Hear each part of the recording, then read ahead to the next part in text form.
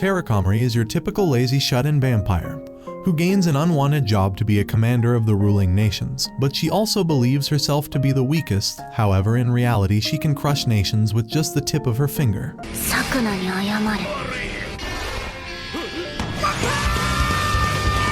The anime begins with a battle being held against the vampires, but the vampires seem to have the upper hand. One of them reports to their commander about finishing off almost all of the enemy army, shows that the victory of the Komari unit is clear as day. Some other members also brag about their great victory until they are told that it is too early to celebrate. Their senior, Coastal, gives them an earful to not boast about it until they win, since the enemy can have an ace up their sleeve anytime. He tells them this is their first battle as Mole Knight Empire, so they should believe in themselves to not be beaten but not call it a victory yet. He turns towards the girl, Terakomari, sitting on a throne, questioning if he was right. The next moment, this young girl is found sleeping in her bed. Terakomari Gandisblood has been living as a shut-in for 3 years, and her hobby is to think frequently that the world is irrational. She was born in the Gandisblood, which is one of the most noble families in the Mole Knight Empire. Her family has had a history of being generals and imperials, but even after hard efforts to meet those expectations, she failed. Komari is a vampire who lacks every aptitude. She has no physical strength, no magic, and she cannot stand the sight and smell of blood, which is her basic nutrition source. She is also short, if that counts as a misfortune. She decided to shut herself in away from the race to power among the vampires. So basically she's like you but actually has a purpose in life. Komari wakes up from her peaceful slumber when the Mole Knight Empire emblem appears on her tummy, making it itchy for her. Her confusion turns into panic when a stranger maid is standing right beside her bed, wishing her a good morning. The maid introduces herself as Vilhes, a junior lieutenant from the Imperial Army. She got the job to serve Komari personally from now on. Komari gets up to pee, but Vilhes seems to think it is not an emergency enough and they should be heading straight to the Imperial Court, where Komari is needed currently. She tries to free herself, but Vil calmly holds her wrist, unbothered by her efforts. She leaves her wrist when Komari's father enters the room and says so. Komari falls face first on the floor by that stunt. Her father tells her Vil will be her maid from now on by the orders of the Empress. Vil steps up to clear the confusion and announces Komari as one of the 7 Crimson Lords now. The Lords are the strong vampires that lead the Mole Knight army. Why? Well, because the other day her father asked her to start working and she boringly threw a remark to not mind working if she gets the throne. Thus, her father ran his connections and decided to reach out to the Empress about that. She was convinced after a while and formed a contract with Komari. The scenario gets even more interesting since the Empress snuck in when Komari was asleep and kissed her to seal the contract, hence why she has no recollection of it.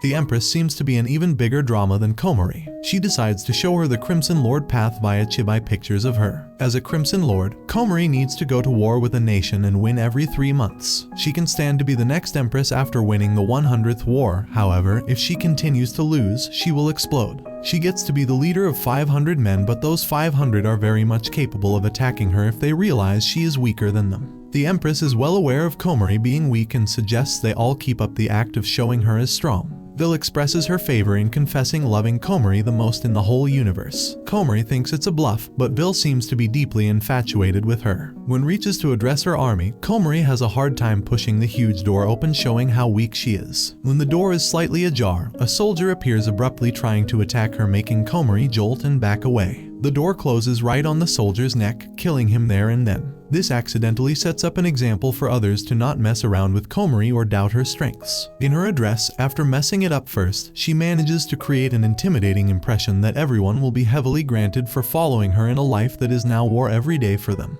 Their first opponent is the monkeys, so they can make quite a solid impression by winning that. The war is easily won, and Komari also keeps up her boasting to make her strength believable and makes excuses for not participating personally. She even manages to spew out big words to have her army go crazy in her support. A reporter appears there wanting answers to a lot of questions about Komari becoming a Crimson Lord. She pushes the reporter away from being too close and announces that she is only there to dominate and will annihilate the 5 other commanders to have the Mole Knight Empire rule over the entire world pretty soon. Everyone is enchanted by her words. The reason why Komari thinks of her world as being irrational is that the concept of death in war doesn't exist there. Each of the 6 nations possesses a dark core that uses magic to fade away the deepest of wounds or tragic deaths into nothing with time. Vil is right in her mention of this being an entertainment war. The next day, Vil shows Komari the news article about her, and the reporter so casually mixed her one line about liking omelette rice with her intimidating speech. Vil also tells her about the death threats from the martyrs of the previous day. Vil tells her she will protect her even though her inappropriate nature seems to be more of a danger to Komari at the moment. Upon her refusal to go to work, Vil takes out some papers and starts reading a cringe poem on wanting a love like strawberry milk, written by none other than the small crimson lord in her blanket burrito.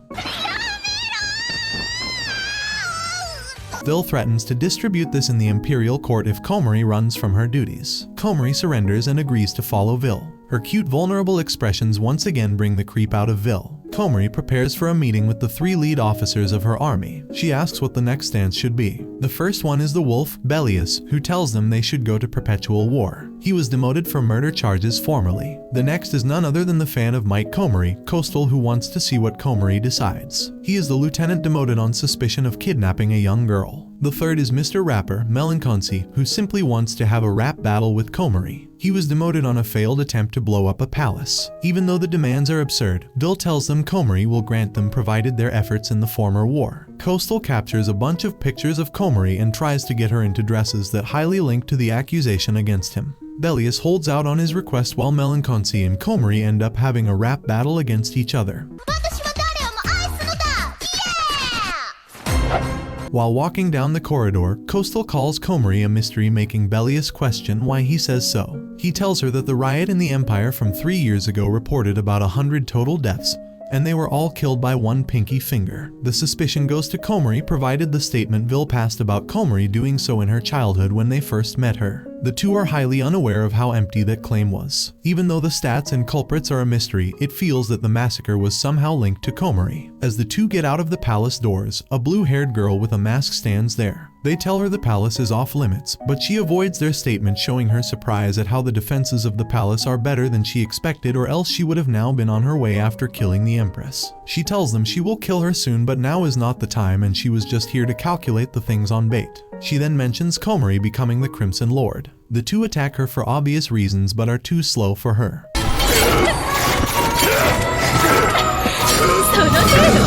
She mockingly tells them to give her best wishes to Komari and leaves. Bellius is concerned while Coastal simply tells him they cannot do anything. This messed up guy, however, is willing to go out of his way and catch her if only he gets a foot-licking coupon from Terakomari. Terakomari wakes up tired the next day and does not want to get out of bed until Vil mentions it is the day Komari gets to choose her beast. She excitedly gets to the stable where all the beasts are kept. She looks around fascinated until her sight stops at a graceful dragon. The person tries to stop her from choosing that one, but the beast and the girl are already bonding well. Upon Vil's question, the man tells her it is a native dragon that is one of the highest classes and only has an infatuation with young girls, which is quite visible in the sight in front of them. She names him Bucephalus and starts her first ride, not at all expecting it to be fast and rough for her, and she does not manage to control the direction. In the training grounds, everyone is working hard while Helders is munching on his chicken, still frustrated about being killed by Komari in the door chaos. He is hell-bent on getting his revenge, only to get his head smashed once again by the wild beast of his new enemy, Ms. Komari. As the beast lands on the ground, Komari is sent flying by the impact. She is lucky to have a capable maid at her rescue who reaches there to catch her. A tongue-tied and nauseated Komari tries to stabilize herself while the knights gush about the guts of their leader to handle such a strong and fast beast. Coastal steps forward to report about them all working hard simultaneously, inviting her to participate in her exercises, but she declines to do so. The other knights then talk about Komari killing their arrogant mate before he could challenge her again, shocking Komari, who did not even realize what she had done.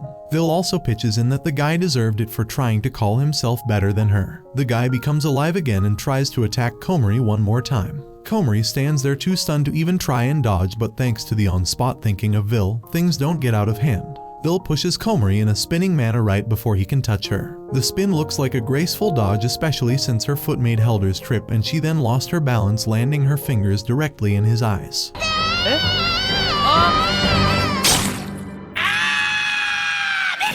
No one notices it all being pure coincidence, so she warns him not to mess with her if he wants to not have more damage inflicted upon him. Accepting she got him good, he throws his glove on her face, making a red mark appear on her nose, and then officially challenges her to a duel. Komari, who cannot reject the challenge, just stands there too stunned and confused to react. In the battleground, everyone cheers for Komari while booing Helders, but Komari nervously shivers in the middle of the crowd. She has an earpiece while Vil communicates with her from afar, relieving her not to worry and just trust her guidance, and she will surely be victorious without death in this battle. As Helders comes out, he looks pale and blue and walks heavily towards Komari while holding his stomach. She worries about him and is shocked to hear Vil poisoned his food. Even with being poisoned, puking colorful stuff, and walking heavily, he is determined to burn Komari down to prove he is better than her. Komari fears how he is still approaching her since she has no skills to protect herself. Vil tells her to pretend to use magic and makes her snap her fingers on a cue. The moment she does so, the ground becomes a ditch beneath Helders, and he falls into it.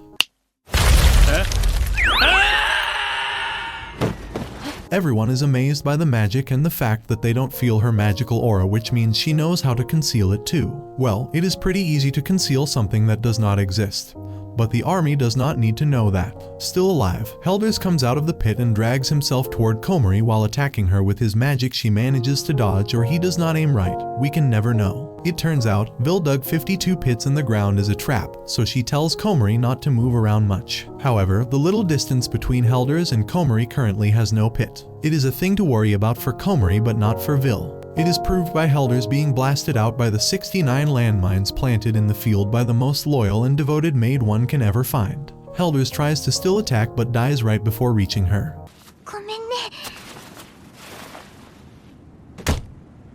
Komari declares her victory and everyone cheers for her. She tells Vil she feels like she is deceiving everyone, but Vil corrects her that it is the truth and not a feeling. Talk about being curt. While relaxing in the hot tub, Komari thinks about thanking Vil, who appears there and tries to touch her inappropriately as usual. Komari notices her scary hands and is glad to have Vil work so hard for her, telling her not to feel ashamed of showing her the wounds she got while serving her. Komari asks Vil why she always clings to her, making her confess that she committed a crime. Komari assumes it was doing something inappropriate, but Vil's smile hints otherwise. Helders drinks his annoyance away when the masked girl appears beside him, inviting him to work in alliance with her. She introduces herself as Millicent of the Sublime Inverse Moon. At a party, Komari comforts Belius to enjoy being invited to such parties since they signify his success in his duties. The Empress takes Komari and chats with her to tell her that her father's gamble worked out to make her a Crimson Lord to bring her out of her shut-in. She encourages Komari not to fall into the same despair as 3 years ago, since she now has people who love and care for her. Komari gets a flashback of the massacre from 3 years ago that includes a glimpse of Millicent, who ironically appears right there wanting to have a conversation with Komari. Unaware of the person behind the mask, Komari tries to act cheerful and talk casually, but seems like Millicent does not have the patience to pretend to be nice. She soon removes the mask, threatening her that she is back to avenge what happened 3 years ago. Komari is still confused even after seeing the face, until the girl introduces herself, giving Komari haunting flashbacks of her school life.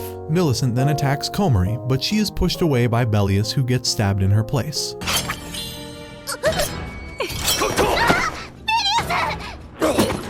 Chaos befalls the venue. People evacuate, leaving an injured Belius, unoffended yet amused Empress, a worried maid, and a traumatized Crimson Lord in front of this troublemaker. The other knights who try to intervene are killed.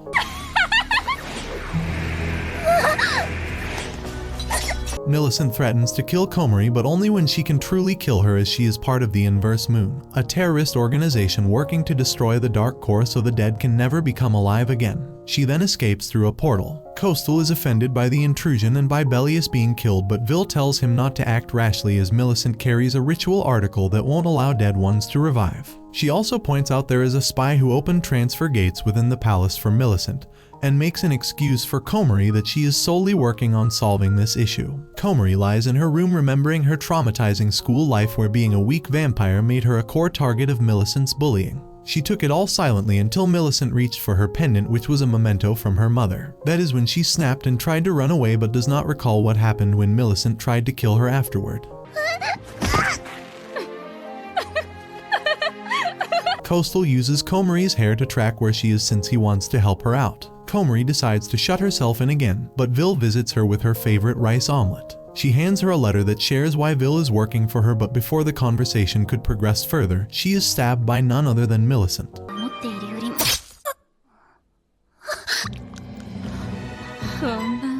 She wants to kill Komari, but more tragically, so she calls her to the Lanelliot City Castle ruins by midnight. She takes the injured Vil as a hostage with her. Komari sits in her room conflicted on whether to stay shut in forever or risk her life to save Vil. She gets flashbacks of Vil supporting her, but what pushes her is the letter that Vil wrote her. Komari and Vil met 3 years ago when Vil transferred to their school and was bullied by Millicent. Komari had stood up to stop Millicent from killing Vil, which resulted in Komari becoming the target of the bullying. Vil was weak and scared, so she silently observed it all happen and lived with the guilt of making Komari a shut-in vampire. This is why she decided to redeem her mistakes and crime when she got the chance to serve Komari. Even though Komari thinks she is weak, she is the strongest and kindest person for Vil, so it is no surprise that Komari now feels obliged to go save someone who cherishes her this much. Komari gets out of her residence only to meet Coastal, who summons Bellius and Melanchoncy to help Komari. Komari is delighted to see Bellius recover, and the three support her, but she wants to have this fight by herself and just wants encouragement from them to go ahead and win.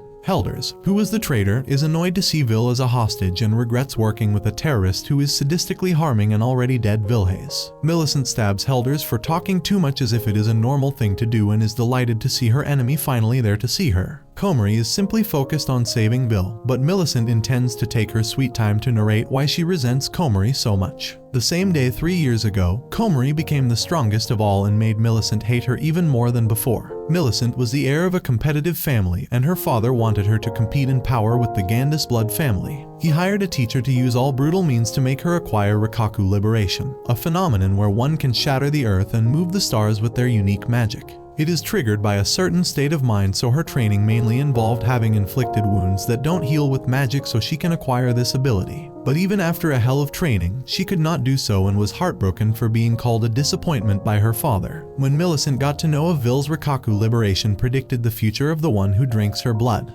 Vil hesitantly tells Millicent she is a pitiful person, hence the bullying starts, and the rest of the events involve Komari standing up for Millicent. She did not bully Komari for doing so, but for being so confident and being a Gandus blood with Rikaku Liberation ability. Most of the bullying was targeted to have her spirit submit to Millicent, but when she tried snatching her pendant, she did not remember anything ahead because of her Rikaku Liberation. When she woke up, she got to know she had died because of Komari, and Komari's father deported her family on accusation of treason. The family had nowhere to go until they ended up getting involved in the terrorist organization of Inverse Moon. So, she envied Komari the whole while for living a luxurious life while she suffered with her family. With the flawed and pathetic reasoning of Millicent, Komari pities her for feeling underconfident and useless her whole life. Helders wakes up and asks Komari to run away as the wounds inflicted by Millicent are not healing with time. Even though aware of Helders being a traitor, she tells him she will save him. Millicent hurts Helders again, so Komari throws a magic stone to kill him, so he is not hurt by Millicent for a while. Millicent mocks Komari for using magic stones, but that doesn't move her motive of wanting to save Vil and defeat Millicent. Even with relying on magic stones, Komari manages to get a few shots and even have Millicent crushed beneath a large boulder, but thinking it was all over with that was a mistake. Komari tries to reach Vil but gets stabbed in the leg by Millicent. This gives the enemy the upper hand and Millicent keeps hurting Komari after that.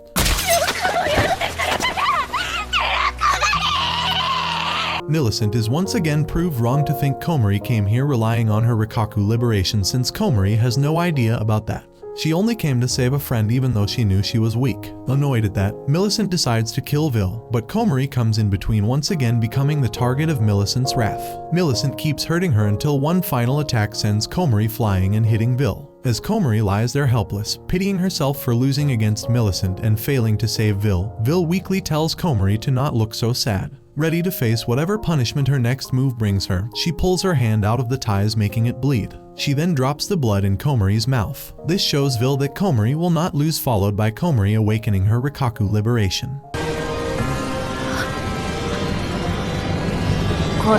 The next moment, Komari's whole persona changes with an intense amount of magical power flowing out of her. Millicent still thinks she can defeat Komari and attacks her while Komari's army rushes to the door wanting to help her. They seem to be right on point, not so. They could warn Komari of the special grade annihilating flame attack by Millicent, but to witness how powerful their leader is. It takes one flick to divert the attack and Millicent is unable to attack further because Komari cuts her arms off using her magic.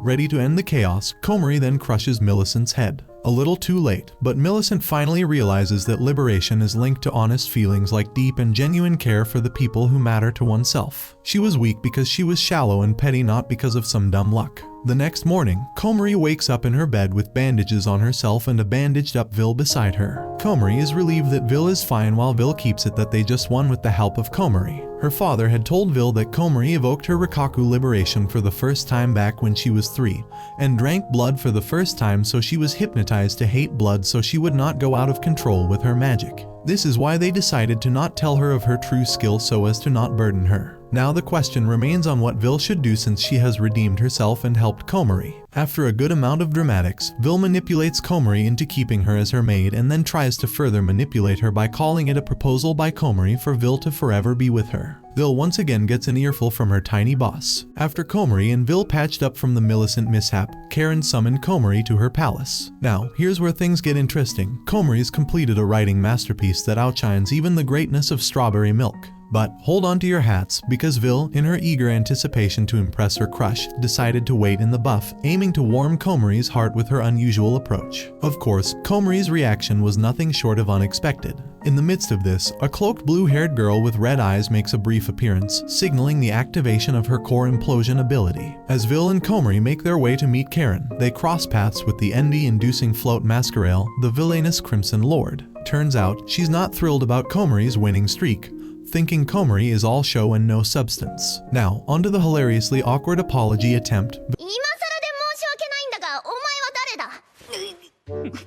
Vil offers blood buns and a t-shirt featuring a goofy face of Komari, a gem of a gift from one of her commanders. The comedic twists keep coming when Komari finally meets Karen, who playfully shoves a Mikan-flavored ice pop into Komari's mouth, claiming it as an indirect kiss. But, oh boy, the mood takes a sharp turn when Karen drops a bombshell. Komari's father met a tragic end at the hands of a terrorist the night before. In a strange blend of seriousness and silliness, Karen tasks Komari with hunting down the elusive terrorist who's been targeting high-level officials. Despite the weight of the situation, Komari, true to her quirky self, throws a temper tantrum, insisting on a break. Karen, being the negotiator she is, promises time off only if Komari successfully nabs the terrorist. And just to make sure Komari doesn't tackle this mission alone, Karen throws in some unexpected teamwork vibes. The stage is set for an adventure that promises both laughs and thrills in equal measure. The plot thickens as Karen, the orchestrator of this unfolding drama, summons another Crimson Lord to deal with the elusive terrorist, Sakuna Memoir. Shockingly, Sakuna turns out to be an adorable figure reminiscent of Vil, and it's no surprise that Vil, now a green-eyed monster, shows envy as Komari becomes smitten by Sakuna's pretty looks. Sakuna, despite her appealing exterior, perceives herself as weak and shy, a bookworm who accidentally landed the Crimson Lord role after unintentionally offing her predecessor with magic. Vil's jealousy intensifies as Komari seems drawn to Sakuna's charms. Unlike Vil, Sakuna is not as perverted, has a relatable demeanor, and Vil is quick to impose strict conditions on Komari's interactions with Sakuna, limiting meetings to serious matters only. The tension rises when Komari casually proposes a zoo date with her 500-man army if they manage to locate the terrorist. Vil, visibly upset, dark vibes emanating, is not thrilled with this development. But she's trapped in the job, driven by the fear of an explosive demise if she quits. The narrative takes a suspicious turn with the introduction of a priest, a figure tied to both Sakuna and a past murder. Sakuna's association with the priest, who runs an orphanage she hails from, raises red flags for Komari and Vil. Komari mentions the core implosion rumor, which Sakuna dismisses. However, Sakuna's casual claim that crushing an apple, let alone a watermelon, isn't challenging hints at hidden depths. Vil, still the pragmatic one, suggests patrolling the Mole Knight Palace during the night, leading to Komari's predictable temper tantrum over her working hours. However, before they can delve deeper into their plans, an explosion outside interrupts the proceedings. Yeah!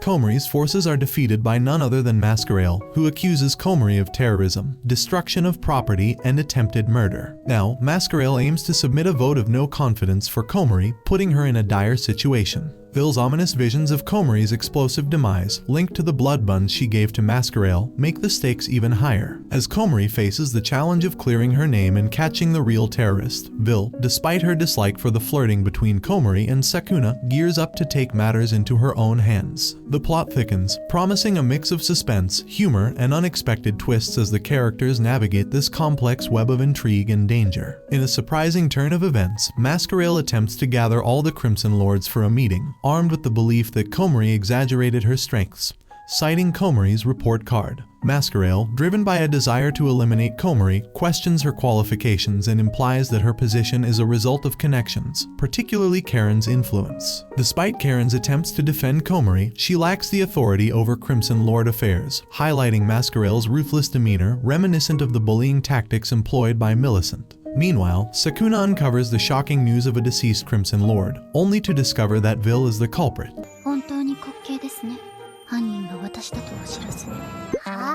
Masquerale, fueled by a desire for war with Komari, faces an unexpected twist when Sukuna and a mysterious priest vote against her proposed action. However, the tide turns when it's revealed that Del, a potential swing vote, is dead.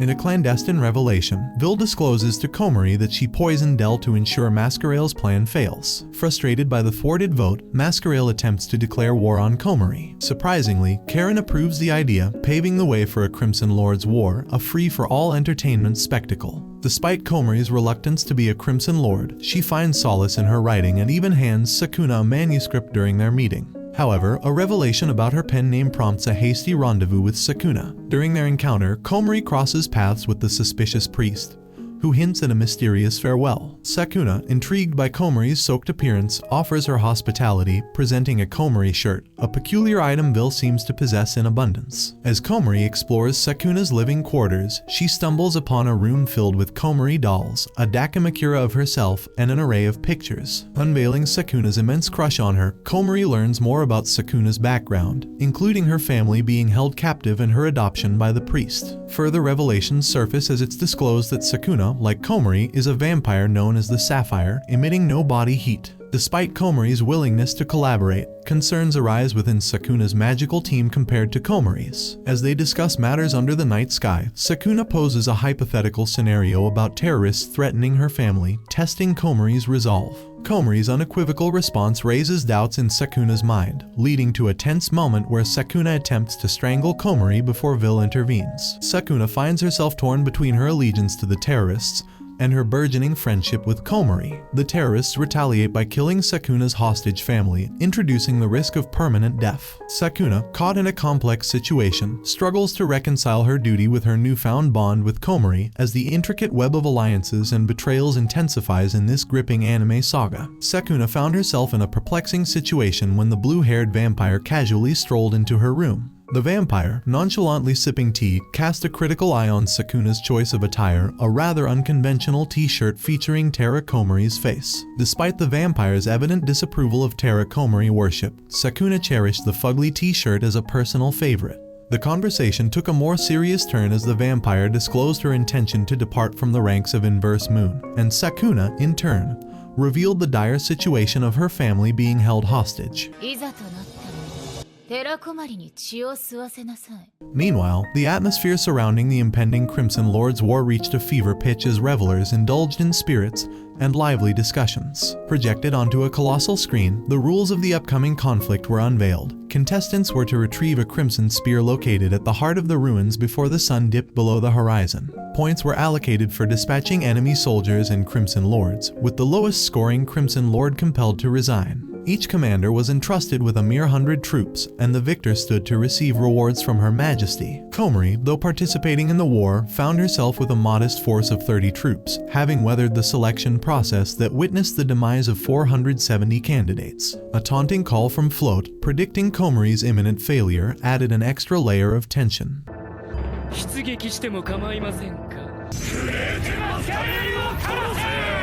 In the midst of the unfolding drama, Sukuna's troops remained eerily motionless until a sudden surge of seriousness overcame her. With eyes ablaze, she issued a command to capture Float and deliver her to Sukuna. Her Majesty observed these developments alongside her general, Armand, recognizing Sukuna's actions as a core implosion, a manifestation of her memoir's guilt in the serial killing of high-level government officials. However, Her Majesty refrained from immediate intervention, suspecting external manipulation of Sukuna's actions by an inverse moon operative. Simultaneously, Komari found herself entangled in a perilous encounter with Delphine, with Vil, her steadfast assistant, attempting to shield her from the onslaught. The battle escalated, and Sukuna's latent powers were laid bare as she breached Float's defenses in a spectacular display of strength. Amid the chaos, a sudden explosion rocked the battlefield, shattering the Crimson Sphere. Empowered by the droplets of blood and the unexpected intervention of Sukuna, Komari faced Float. The revelation, however, that Sukuna herself was aligned with Inverse Moon left Komari in a state of shock, prompting her to succumb to unconsciousness under the influence of Sukuna's mental spell. Komari takes an unexpected leap into the vibrant tapestry of Sukuna's memories. Picture this, both of them are glowing like they just discovered the secret to eternal glow-up. It's a memory galaxy, a planetarium of sorts, where each star represents a monumental moment. Komari's all about it, admiring the beauty of this mental space, while Sukuna's playing it cool, denying the awesomeness. Now, Sukuna, being the cosmic tour guide, decides to show Komari the opening credits of her life, featuring her elder sister, the paragon of kindness, Komari Memoir. Sukuna's childhood was basically the script of a heartwarming family movie, peaceful, happy, and everyone getting along like they just won the family jackpot. The Sukuna clan even had this tradition of stargazing on holidays, sparking Sukuna's lifelong fascination with the twinkling celestial bodies. However, Sukuna drops the news about wicked god slayers lurking in their world, and Terakomari is just as clueless as a cat trying to play chess. Sukuna spills the beans, revealing that the Dark Core is treated like a divine VIP, and there are folks out there gunning to take it down. Enter the Inverse Moon, the Dark Core's worst frenemy. These guys would go to extreme lengths to annihilate the Dark Core, including crashing peaceful family picnics. Sukuna opens the memory vault to the slaughter of her family by these Inverse Moon maniacs. No hesitation, just ruthless slicing and dicing. Sukuna's family missed the revival memo because they got ritualistically disassembled, rendering the Dark Core powerless. The motive behind this massacre? Simple, inflict despair on Sukuna and recruit her as a pawn. Classic bad guy move. Now, let's talk about Sukuna's offer she couldn't refuse. The Inverse Moon dude who orchestrated the family fiesta told Sukuna that if she put her heart and soul into being a top-tier terrorist, they'd spill the beans on how to revive her family. And that, my friends, is how Sukuna got roped into the dark side. Her mission, manipulate memories and spill the beans on the Dark Core. Here's the gut punch. Sukuna, with a heavy heart, reveals that she was the one who offed Terakomari's pops. But hey, she had her reasons. It was either manipulate memories or watch her family meet a grisly end. Talk about being caught between a rock and a hard place, or in this case, a memory and a hard place. Life can be a cosmic soap opera sometimes. In the heat of the cosmic clash, Sukuna finds herself burdened with the task of taking down Terakomari. However, Terakomari, cool as a cucumber, argues that offing her won't achieve anything because she's clueless about the Dark Core. Terakomari retreats to her own consciousness, the battlefield of her mind, leaving Sukuna torn between duty and an unwillingness to harm Terakomari. Sukuna's internal struggle unfolds, visible even in her battle stance. Her connection to Terakomari is stronger than her desire for conflict. But the specter of her family's fate looms large. Komari, ever the confused bystander, questions Sukuna's motive, pointing out that she's already lost her family. However, Sukuna tells her she's found a new family, and Komari is her new elder sister. The mission takes a bizarre turn as Sukuna reveals her quest to find someone with a beautiful constellation shape, like her father, to rearrange their memories. Haldia's heaven, not a spitting image of Sukuna's father, becomes the chosen one solely due to a stunning Aquila constellation. Sukuna approaches Komari, hand raised to commence the memory remix. Tears stream down her face as she implores Komari to stay still. Here's where the emotional roller coaster takes a steep plunge. Komari, grinning for a moment, agrees to become Sukuna's elder sister but protests against being killed. She points out that she's the only sister Sukuna has left, and rearranging someone else's memories seems disrespectful to her real big sister. Sukuna, overwhelmed, breaks into tears while Komari, with a gentle smile, hugs her, offering comfort reminiscent of a real sister. Amidst this poignant moment, Odilon makes a dramatic entrance, unaware that Miss Gandis' blood is unharmed. Furious and betrayed, he unleashes a brutal attack on Sukuna. Komari attempts to intervene, but Odilon, in a fit of rage, breaks her hand and tosses her aside.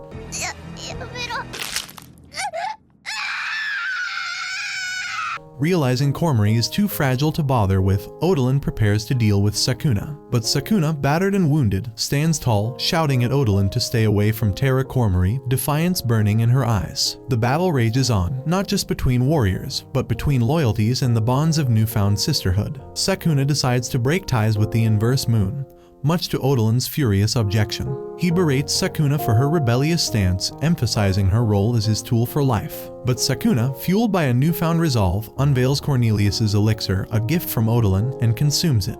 The elixir triggers a surge of power within Sukuna, who, now fueled by rage, is ready to sacrifice herself to take down Odalin. With the might of Dusttail Comet, Sukuna launches a fierce assault on Odalin, using sharp ice projectiles. Odalin, attempting to defend himself, ends up wounded and falls to the ground. Seizing the opportunity, Sukuna moves in for the finishing blow. However, in a sudden turn of events, she begins to bleed internally, her strength waning.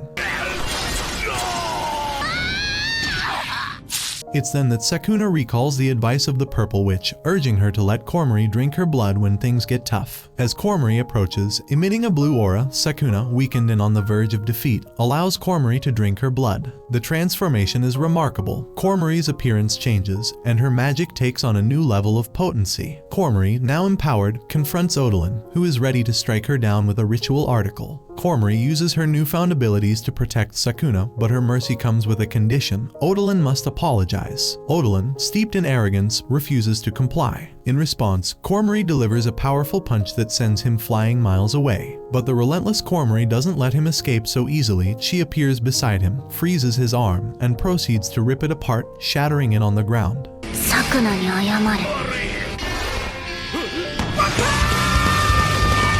Despite Odalin's attempt to retreat using magical stones, the plan of the inverse moon has failed. Back at the inverse moon base, Odalin faces betrayal from his own subordinates who, under Sukuna's mind control, stab him nearly to death. Though Odalin survives the night, his tools are wiped out. Komari, emerging as the victor of the Crimson Lord Wars, demands an apology from him, and when Odalin continues to resist, Komari unleashes a powerful blast to finish him off. 7 days later, Sukuna humbly enters Komari's room to apologize for the trouble she caused. However, Komari forbids her from doing so, and Her Majesty, recognizing Sukuna's efforts, pardons her. Sukuna is tasked with a new role as a Crimson Lord, and she extends apologies to everyone she had harmed, including Heldius Heavens. The Crimson Lord Wars come to an end, with Komari emerging as the victor and bringing a resolution to the turbulent for now. Now with the revelation that Komari has won the Crimson Lord's War, she is now on the beach for her 2-week-long vacation in the Dark Core Zone. However, she doesn't seem to enjoy it since she did not expect her vacation to be spent on some random island. Sukuna approaches her, complimenting that her swimsuit looks good on her. Komari looks at Sukuna, thanks her for the compliment, and contemplates that Sukuna is not an ordinary guard. In the past, Sukuna has received punishment for her crimes and has been made to fight in more wars while leading the 6th unit. This means that she has witnessed death twice and has experienced losses in battles. While Komari admires Sukuna, Vil blocks her view, questioning how she can be so easily won over by Sukuna. Komari attempts to deny it, but Vil informs her that she doesn't mind, as she's happy to see Komari taking interest in going out. Vil drags her into the water, explaining her desire to play with both of them. This marks the beginning of their endless water games, relishing the moments while caring little about the responsibilities bestowed on their shoulders. Komari deems it as an investment in her future and vows not to be emotionally excited by the play going on around her. After their girly water games, Komari goes back to relax, and this is when Vil reminds her that the real reason for their visit to the resort is to meet Nelia Cunningham, one of the 8 generals of the Republic of Eruka, who holds the title of Moon Peach Princess. Komari discovers a letter sent to her, in which Nelia Cunningham dictates that any battle in the Jera Akun region will be deemed as an act of transgression. The letter further accuses Komari of incidents she has no memory of. Komari suspected it was a trap, but the Empress saw it as a chance to gauge the enemy's capabilities and asked Komari to act as if she had been lured in the act of deceit. This is how she ended up at the beach with her squad. Meanwhile, her squad members were busy fighting for a selfie with her in her swimsuit by racing to a tower called Daydream Paradise. Komari nervously twitched like a rabbit in a carrot field about the tea party. But fear not, Vil, the master of reassurance, whipped out her Pandora poison like a magical sidekick. Then, she turned to Sukuna and said, "Hey, how about a little neck-sucking action to calm the nerves?" Sukuna, hesitant but a trooper, went in for the sip, and lo and behold, it turned into a full-blown, longer than usual, intimate sucking ritual. They were both lost in the magical moment, forgetting about the tea altogether. Finally, they pulled away, eyes averted in embarrassment. because nothing says awkward like a magical neck-sucking session at a tea party. Vil, always the trickster, used her magical powers and boldly declared, "I've peeked into the crystal ball, and guess what? Komari's not going down in this tea party showdown." Unexpectedly, Eruka is revealed as the domain of the elusive Warblades, legendary swordsmen known for having bodies crafted from metal and extraordinary strength. Just as this revelation sinks in, Nelia enters with a lively face and a radiant smile. She warmly greets the guests, introduces herself, and instructs her maid to serve tea. Komari, intrigued, questions why she was invited since she doesn't remember meeting Nelia before. Unfazed, Nelia insists they have crossed paths and suggests that Komari might not remember. Komari is left confused by Nelia's cryptic words. Nelia reveals she summoned Komari to expose her to the true strength of an emerging Crimson Lord. Fueled by curiosity and bravado, Komari eagerly participates in the tea session, boasting about her strength. Excited by Komari's confidence, Nelia delves deeper, asking about the number of foes she has vanquished. Komari boldly claims to have defeated 50,000 adversaries, impressing Nelia. Seizing the moment, Nelia unveils her grand plan for world domination. With conviction in her voice, she suggests that by combining their powers, they could conquer the world. Nelia's got an ambitious strategy that's like a game of dominoes. She's all in for the takeover, starting with dismantling the Heavenly Paradise, a nation she's picked for what she considers their recent bout of arrogance. Nelia lays out the master plan like a mystical chessboard, detailing a sequence of actions that'll lead to the gradual subjugation of one country after another. It's like a magical conquest roadmap, with Nelia as the ambitious navigator, steering the ship through a sea of enchanted chaos. Sakuna thinks it's a bad idea. Pissed off by her sudden interruption, Nelia despises Sakuna, but Sakuna goes on to add that Komari is not the person to be coercive in matters, and she prefers to solve them with deliberation. Sakuna maintains that Komari could take over the world by herself and does not need to team up with her. She gets annoyed by this, but Komari tells her that she's a pacifist, and even if she had the power to take over the world, she wouldn't use it recklessly, and would aim for world peace instead. Bellius barges into the room reporting that their squad encountered Eruka soldiers while rushing towards the tower. Eruka's soldiers misunderstood their advance as an attack, so they started fighting, leading to all the Eruka soldiers getting wiped out. Bellis calls them weak, and Nelia is clearly not pleased with the label. She believes her first unit troops are the strongest in their league. Meanwhile, Komari is flipped on her head by the sudden revelation. She fears what Nelia's reaction might be, but before Komari can discuss the matter with Nelia, they hear an explosion where Coastal is blowing up the tower. Nelia feels betrayed and pulls out her blades to attack Komari, but Vil quickly grabs her to escape, saying that she prepared for this since she saw into the future. So, after narrowly escaping the chaos, Vil grabs the magical megaphone and calls in the squad for a swift evacuation because, well, the nation has turned into a magical war zone. Safety first, right. Komari, the ever-caring wizard, wishes for everyone's well-being, sending good vibes through the magical airwaves. But hold on to your enchanted broomsticks because here comes the Empress, ringing up Komari just to tease her a bit.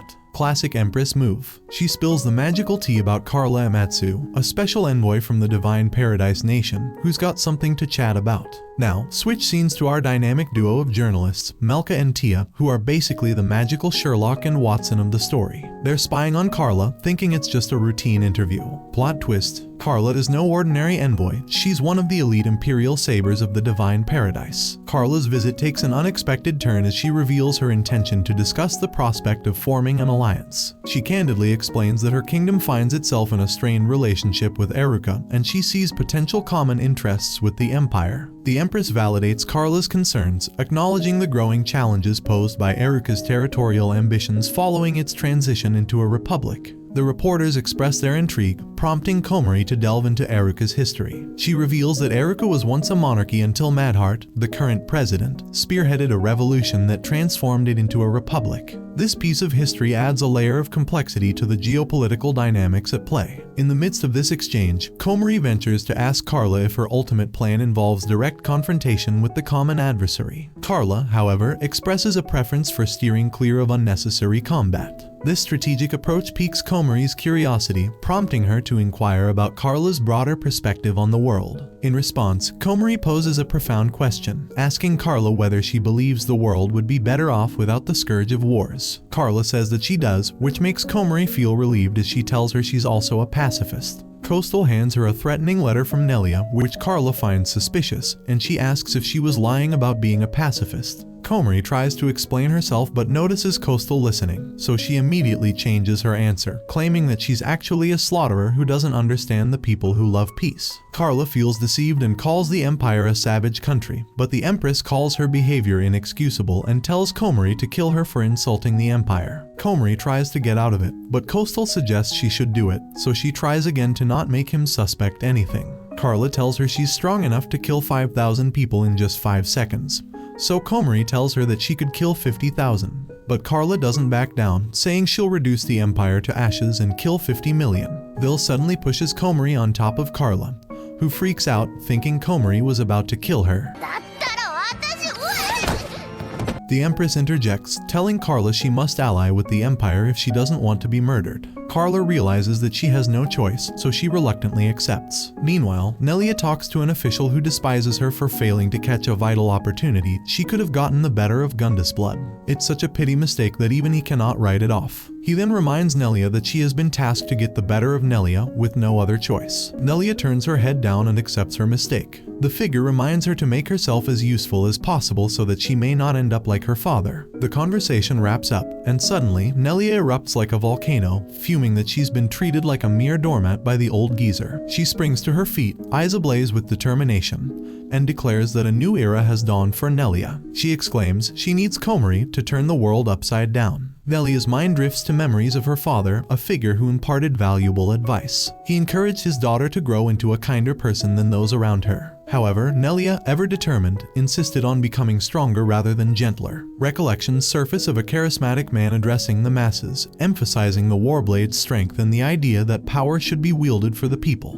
Nelia's father then introduced her to Yulin Gandus blood, a tutor meant to shape her abilities. Initially resistant, Nelia's perspective on strength and power starts to take shape. Meanwhile, Carla, bearing an uncanny resemblance to Komari, experiences a moment of turmoil. Overwhelmed by anxiety, she frantically flips over her bed, grappling with the decision to align with the Empire Mole Knight. Fearful of Komari's fabricated tales, she envisions a potential confrontation that could lead to her demise at Komari's hands. Despite the lingering suspicion that Komari might be spinning some magical yarns, the anxiety in the air refuses to budge. Carla's aide steps in with a cold dose of reality, reminding her that, fake stories or not, Komari is a legit threat. Unlike Carla, who's like a master of disguise for her true strength, Komari is a real and present danger. Cue the dramatic music. But hold on to your spellbooks because Carla's aide drops a bombshell. Turns out, they're not that different. Carla, much like Komari, is playing the role of a commander, hiding her true magical prowess. It's like a magical masquerade ball, and they're both wearing masks. As if that's not enough, the internal conflict in Carla intensifies when her assistant Koharu keeps chanting the impending war mantra. She's torn between resisting the Empire's demands and the harsh reality that war with Komari is inevitable. And with a heavy heart, she reluctantly admits threats of the looming war. In the opulent confines of Eruka's presidential executive office, President Madheart convenes a meeting to address the upcoming alliance between Mole Knight and Heavenly Paradise. Fueled by determination, Madheart discusses retaliatory actions, urging his subordinates to strike back and make their adversaries regret their decision.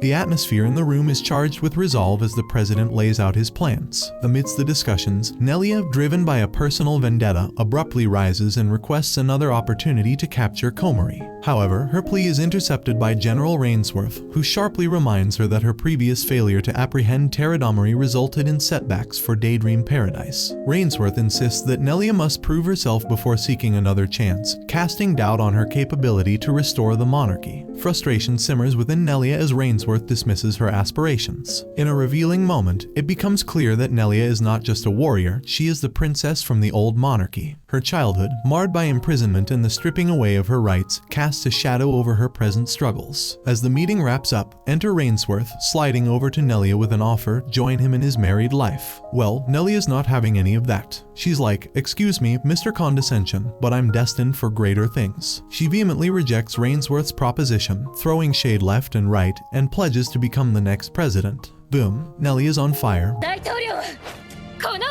vowing to expose Rainsworth and his cronies for all their corruption and misdeeds. She's got this vision of the Eruka Empire rising from the ashes under her rule. Rainsworth, with the poker face of a magical card shark, just laughs it off and strolls away, leaving Nelia fuming like a cauldron about to boil over. Enter Gertrude, the loyal maid, checking in on Nelia, who's seething with frustration.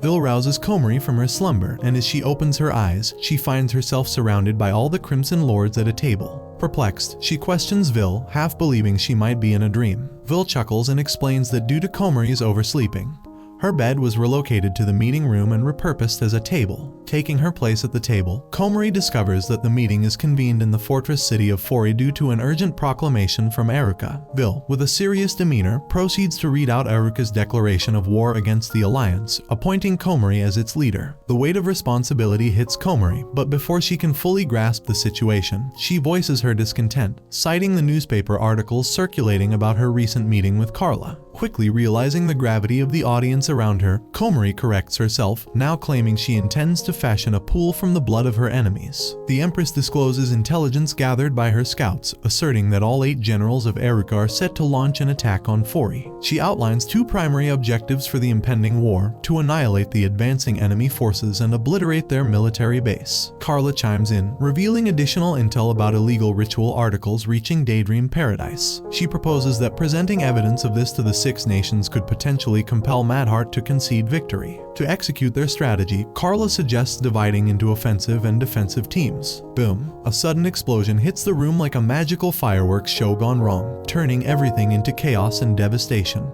But fear not, because Village and Sekuna, the dynamic duo of quick reflexes, swoop in like magical bodyguards to shield Komari from harm. Safety first, folks. Meanwhile, Tia and Melka, the onlookers of this mystical mayhem, witness the encirclement of Eruka's city by the 4th and 1st units. Concern etches their faces as they realize this is no ordinary magical mess. The looming threat has them scratching their heads, pondering the challenges that are about to hit the city like a storm of enchanted confetti. Surprisingly, amidst the room's destruction, the Crimson Lords, the cool cats of the magical realm, manage to shield themselves from the explosion's aftermath. Because when chaos knocks, they answer the door with style. Amidst the chaos, the Empress receives a call from Madheart, the Eruka president. Coldly inquiring about the deployment of troops outside the city, the Empress is met with Madheart's bold declaration of his intention to conquer the city. However, he dangles a tantalizing offer, the withdrawal of troops in exchange for the Empress revealing the secret of the city's dark core. Undeterred, the Empress dismisses Madheart's alliance with the Commonwealth, Laplico Kingdom, and the Enchanted Lands as a mere joke. She taunts Madheart, provocatively questioning whether he's in his office contemplating how to respond. In a strategic move, she triggers explosives planted in the room, signaling the official commencement of the war. Witnessing the explosion from a distance, the onlookers revel in the blown-off magic barrier of the president's office. This moment marks the beginning of a larger conflict, as the Mole Knight Empire demonstrates its readiness to plunge into the war. Phil swiftly carries Komari to safety, and Mascaril intervenes just in time, shielding them from an imminent attack. With a stern command to leave her sight, Mascaril confronts another general, Helia, the formidable leader among the 6 Arctic Masters of the Commonwealth. Helia's forces breach the city gate, accompanied by giraffe warriors from Lilo whose necks wreak havoc on everything in their path. Komari's troops charge at the incoming threat, only to be instantly repelled. In a strategic move, Vil hands Komari a remote control, triggering a landmine that defeats the opposing captain. As Eruka units pour into the fortress, Komari's troops, alongside other lords, rally to her defense. Amidst the chaos, Nelia emerges and teleports Komari to safety. Nelia explains that their intended destination was Daydream Paradise, but Madheart's destruction of the transfer gate resulted in them ending up in an unknown location.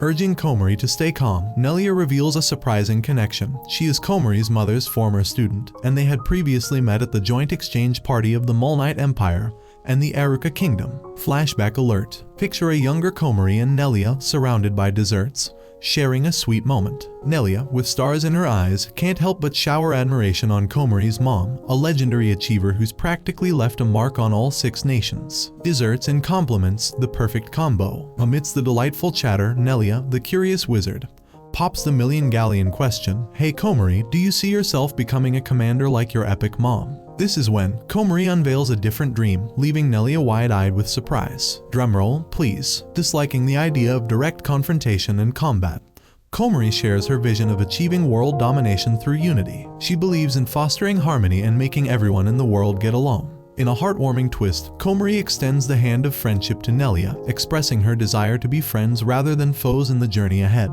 Madheart seizes Nelia and warns her about conspiring with vampires, emphasizing the existing rift between them. Despite his caution, the girls, undeterred, insist that the party is an opportunity to make new friends and should be open to all. Komari, nonchalant, offers him pudding, pointing out his hypocrisy. As the memories flood back, Komari recognizes Nelia as the girl she shared puddings with. Nelia unveils a tragic turn of events after the party. Her family faced a coup, and Madheart assumed the presidency, leading Nelia to lose her nobility. Determined to reclaim what was rightfully hers, Nelia shares her plan to expose Madheart's crimes and reform Eruka by becoming the president. In a surprising turn, Komari agrees to Nelia's proposal, but instead of a conventional handshake, she opts for a kiss, citing it as a tradition. Gertrude objects, but Nelia brushes it off. Nelia then urges Komari and Vil to become her servants to aid in ending the war, but they firmly decline. Rainsworth discovers Nelia's betrayal when his troops question the course of action. Fuming, he directs his troops to follow Terakomari, expressing anger at Nelia and warning her against harboring hopes of surviving his wrath. In the intensive battle, Mask Girl exchanges attacks with Helia. She desperately defends herself against Helia and manages to fight back, shooting a ferocious beam at her. However, Helia blocks it with her gun. Mask Girl, despite being utterly exhausted from the intense fight, refuses to let her guard down. Helia, acknowledging their encounter, declares they will meet again before disappearing through teleportation. With Helia gone, Mask Girl promptly reports to the Empress about successfully defending the city, though the victory is tainted by the grim reality on the streets, a gruesome scene with corpses scattered everywhere. Meanwhile, Delphine updates Sakuna on the Empress's directive: find Komari first before advancing. Inquiring about Komari's whereabouts, Sakuna reveals the presence of a locator attached to Komari's body. Together, they prepare to search for Komari using the transmitter, a device Sakuna uses to track her at all times. In a hotel, Komari and her companions gather to discuss their predicament near the Daydream Paradise. Nelia lays out her plan to expose secrets, explaining that the core of all the darkness surrounding Jera Akon is concentrated here. She unveils Madheart's heinous crimes, detailing his experiments on the imprisoned supporters of the royal family. Vil is surprised to learn this, and Gertrude explains that she hears screams coming from the tower during her recon missions. Nelia adds that the ritual articles are also being smuggled there. Vil talks about how using ritual articles on people may awaken core implosions, which Nelia thinks could mean more power for Madheart to use. But Komari doesn't pay attention because she's too busy thinking about what to order. Nelia gets annoyed at her and turns to Carla, who is snoozing through the whole discussion. So Gertrude knocks her awake while Nelia calls them useless. Meanwhile, Madheart orders Rainsworth to continue his pursuit of Komari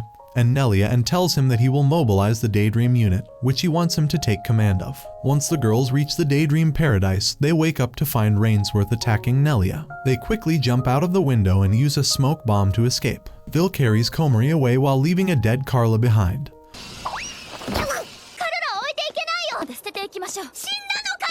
But Rainsworth catches up to them instantly and manages to injure Vil while proclaiming that he'll make Komari his personal slave once they win. However, he's stopped by Delphine, who arrives with Sakuna and Komari's units. Komari, overjoyed to see the gang, goes full on hug mode with Sakuna, spreading joy like confetti. But oh boy, Vil feels a twinge of jealousy and demands her own hug reward. Sakuna, being the no-nonsense wizard, shuts it down with a no time for hugs.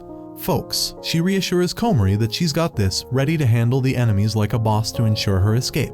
Meanwhile, Komari's laser focus is set on reaching the Daydream Paradise. Meanwhile, the Eruka citizens are protesting against Madheart and the war, pressuring the president to return their peaceful country to its former state. Melka and Tia are recording the entire incident, wondering if this can be the downfall of the Jera Eruka. Tia wonders why they're in Eruka when their focus should be on the Empire. But Melka tells her that they are there covering a story that will affect the whole world. Tia points out that their news is treated like trash in Eruka, but Melka tells her that her video camera is broadcasting the footage live for everyone to see. She decides to uncover Jera Eruka's biggest secret and let the Six Nations know about it. On the other hand, Komari's unit is completely defeated by Rainsworth, who despises them for being a pain in the progress for him and prepares to follow Nelia. He then goes on to call for her latest location, only to be informed that she will soon be arriving at Daydream Paradise. But Sakuna grabs his leg, telling him to stop. Hold your magical broomsticks, because Rainsworth, the empathy-free zone, decides to take things up a notch. He, without a hint of remorse, stabs poor Sakuna with a blade, thinking he's the invincible superhero here. Newsflash, not cool, Rainsworth. Confident in his wicked plan, he spills the beans about an upcoming ambush for Komari and Nelia by Abercrombie's unit. But guess what? Sakuna drops a bomb, victory is hers, leaving Rainsworth scratching his head like a confused cat. Plot twist alert. Suddenly, the spotlight shifts to Abercrombie's lifeless body, resembling a porcupine with swords sticking out from all sides. Looks like the ambush backfired big time. Vil quickly figures out that Sakuna is behind this, recalling her past actions when used by the Empress to start wars. Vil explains how Sakuna cleverly used core implosion to make Abercrombie's own men fight each other, causing a destructive internal conflict that wiped out both sides. With Abercrombie gone, the way to Daydream Paradise is open for the girls. Inside, they witness prisoners and cruel experiments. Driven by a sense of justice, Nelia decides to free the captives. In a crucial moment, Gertrude gives Nelia the keys. However, there's a surprising twist as Gertrude dismisses the idea of freeing the prisoners, calling them foolish for disobeying the president. She lets go of the keys and stabs Nelia. It turns out she's Gertrude Rainsworth, the leader of the 8th unit. Vil attempts to protect her but is also attacked by Gertrude. Gertrude drops a bombshell. She's Rainsworth's secret little sis, and she's been playing detective, monitoring the magical shenanigans. Talk about family drama in the Enchanted Realm. Nelia, being the curious cat she is, asks the burning question, why the betrayal, sis? Gertrude spills the beans, revealing she couldn't stand seeing Nelia being treated like a magical doormat. Ouch. Gertrude goes all Dream Crusher mode, suggesting Nelia should ditch her ambitions like last year's fashion trends. Meanwhile, Rainsworth, the master of heartlessness, takes center stage,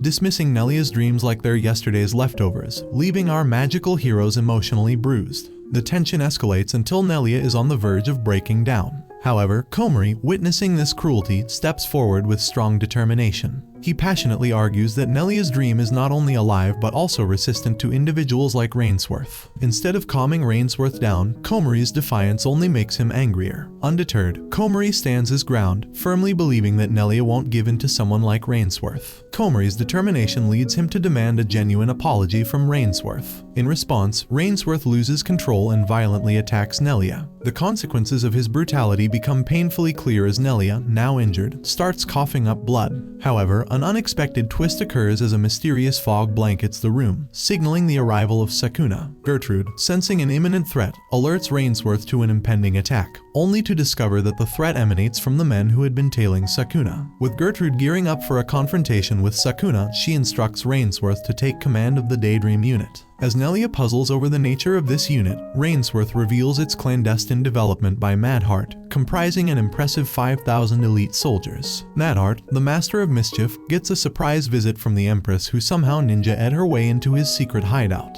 She's all like, dude, can we just stop this ridiculous showdown? Surrender and let's grab some space popcorn. But Madheart, being the stubborn sorcerer he is, ain't having it. He's convinced Mole Knight and Paradise are doomed, and he's ready to ride this chaos train to the end. The Empress, cool as a cucumber, drops a bombshell. She's like, hey Madheart, wanna know the secret sauce of the Dark Core? But, SHH, I won't spill the magical beans no matter what happens. She then tells him that his Warblades will keep losing against her. So Madheart tells her about the Daydream unit whose soldiers each have power on the same level as a general. Nelia feels useless, thinking the situation is hopeless. But Komari tells her that they won't know who will win unless they try. Nelia thinks her goal is just a pipe dream, but Komari tells her that even though she thought she was an idiot when they first met, after getting to know her better, she started to like the way Nelia thinks, telling her not to give up. She tells Nelia to suck her blood, saying that it's a way for vampires to show their trust in others, and she promises to support her since she sees her as a friend who she can take over the world with. Nelia is moved by her words and tells her she will accept her trust. She has some of her blood, and it makes her see a memory of Yulin talking about Komari. Yulin, our sage, spots troublemaker Komari. But get this, Yulin predicts Komari, the mischief maestro, will one day be the Empire's star player. Meanwhile, Nelia wakes up ready to conquer, telling Komari, get ready, partner. We're going to nail our goal like squirrels on trampolines. Reigns commands the soldiers to break down the wall with flair. Enter Matter, the Emperor of Swagger, demanding the Empress's surrender and boasting about his formidable elite force. The Empress, eye-rolling pro, scoffs, your formidable elite force is scarier in a pillow fight. Surrender, your bravado is more tiring than a cardio workout. However, she defiantly dismisses his threats, declaring that a squadron forged in suffering and violence doesn't instill fear in her. Her purpose, she emphasizes, is to witness Matter's demise,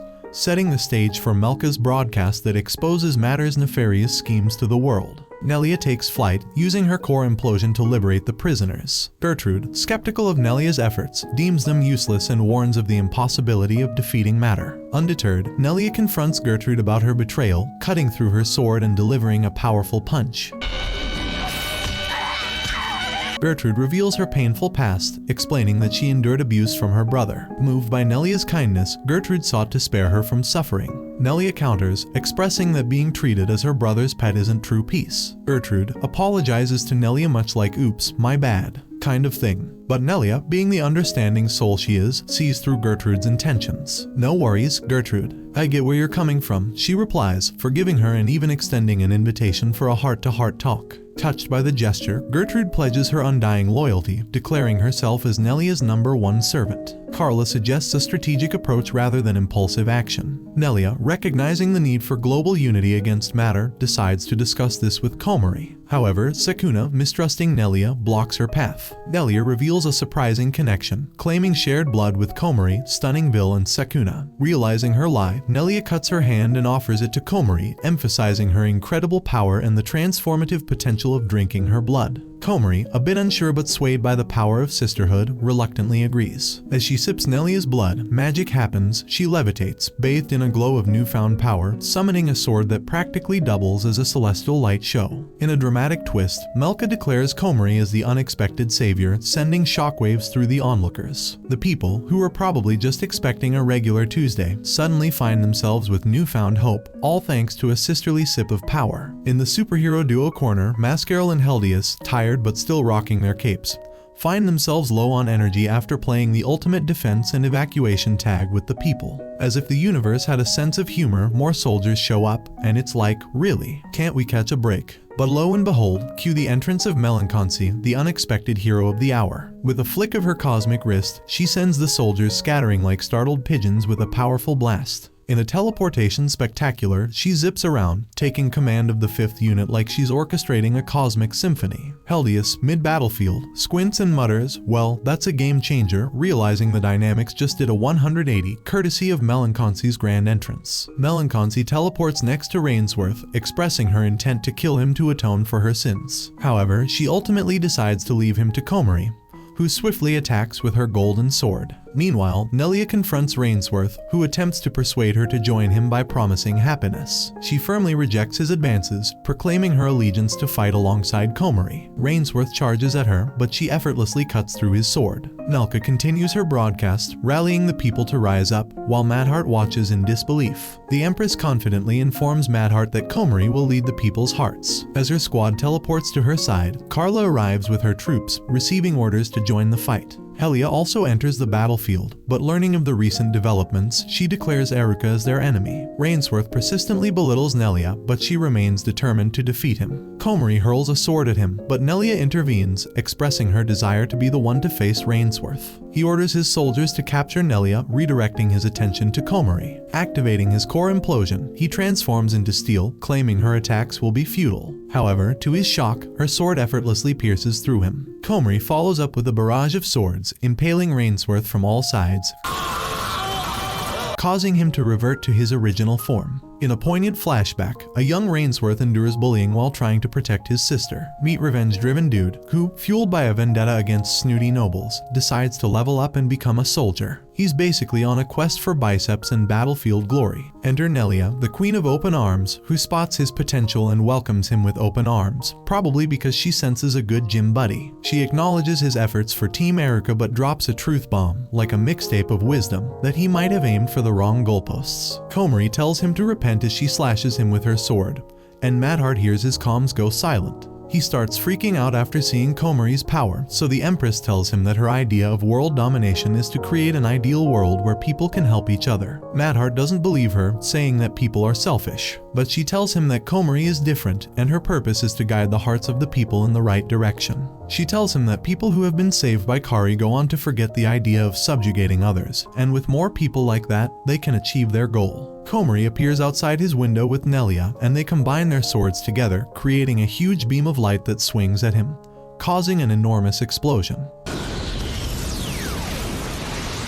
In the world of breaking news, Melker reports the end of the war, revealing that Madheart has pulled a vanishing act. Cue the political drumroll, there's going to be an election for a new president. Democracy, the unexpected plot twist we all needed. Meanwhile, in the throne room where drama likes to chill, Nelia stands, tapping her foot, wondering why Jared is fashionably late. But wait, when Nelia finally spots her, she does a double take. Instead of Jared, it's her long-lost father making a royal entrance. In a heartwarming reunion, Nelia rushes to hug him, apologizing for not saving him earlier.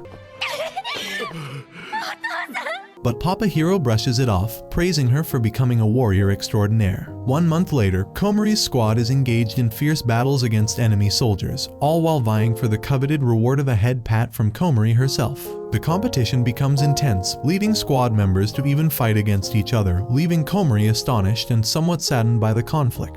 The source of Nelia's melancholy is finally revealed, and it's like a soap opera on steroids. Vil spills the intergalactic tea, explaining that Nelia orchestrated these challenges herself. Why, you ask? Well, it turns out she's on a reputation enhancement spree, aiming to outshine Terakomari and snag that sweet victory in the upcoming election. So, basically, Nelia's been playing 4D chess while the rest of us were trying to figure out where we left our keys. In the midst of the chaos, Nelia materializes in front of Komari, proposing that she becomes her servant, envisioning a partnership to dominate the world and establish peace. However, Vil steps in, leveling accusations at Nelia for her perceived arrogance in consuming some of Komari's blood. Driven by jealousy and unwavering determination, Vil outlines her plan to extract every last drop of Komari's precious blood. Sakuna swiftly joins Vil in solidarity, sharing the sentiment of not wanting anyone else to partake in the unique privilege of having drunk Komari's blood. The chaotic scene intensifies as they collectively implore Terakomari to make a choice, pressing her to align herself with one of them. Caught in the middle, Komari grapples with an internal struggle, yearning for the simplicity of her past life, and this marks the conclusion of the season. If you enjoyed the anime, let me know your thoughts down below, and make sure you are subscribed. I'm out.